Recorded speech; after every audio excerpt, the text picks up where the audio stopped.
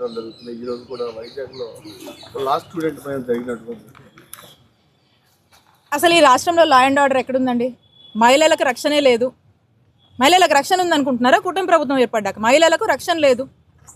ఎందుకు లేదంటున్నానంటే అసలు ఈ రోజున పోలీసులే కావచ్చు, ఇక్కడ లా అండ్ ఆర్డర్ ఏ విధంగా ఉండాలనేటువంటి దాన్ని గురించి ఆలోచిస్తే ఉంటుంది, ఏమైనా పట్టించుకుంటూ ఉంటుంది. ఏం పట్టించుకోవట్లేదు. వాళ్ళ ఆలోచన ఎంతసేపు ఏముందండి?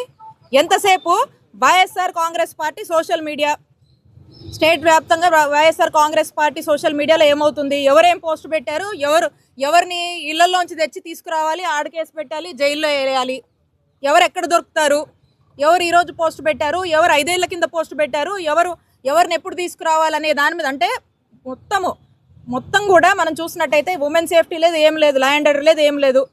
YSR Congress party social media చుట్టూ తిరుగుతుంది కాబట్టి దీని మీద ఉన్న ఇంట్రెస్ట్ దీని మీద లేదు.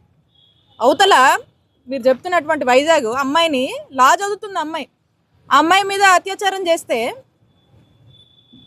ఏం పట్టించుకుంటున్నారండి? మనం చూసినట్టయితే కూటమి ప్రభుత్వం ఏర్పడ్డాక ఈ 6 నెలల్లో చూస్తే సగటున రోజుకి ఎక్కడో అక్కడ ఏదో ఒకటి, కొన్ని అఫీషియల్గా వస్తున్నాయి, కొన్ని రావట్లేదు, కొన్ని అయితే అసలు ఆ డెడ్ బాడీస్ కూడా ఎక్కడ ఉంటున్నాయో కూడా మనకు తెలియట్లేదు. ఇలాంటి పరిస్థితులు ఉన్నాయి రాష్ట్రంలో. కానీ ఇవేవి పట్టవు. ఎందుకు అంటే YSR Congress party social media వాళ్ళని ఇబ్బంది పెట్టాలి, ఈ టార్గెట్ మీద నడుస్తుంది కాబట్టి ఫోకస్ అంతా దీని మీద ఉంది. కాబట్టి మహిళలకు ఈ రాష్ట్రంలో రక్షణే లేదు అనేది మనకు స్పష్టమవుతా ఉంది.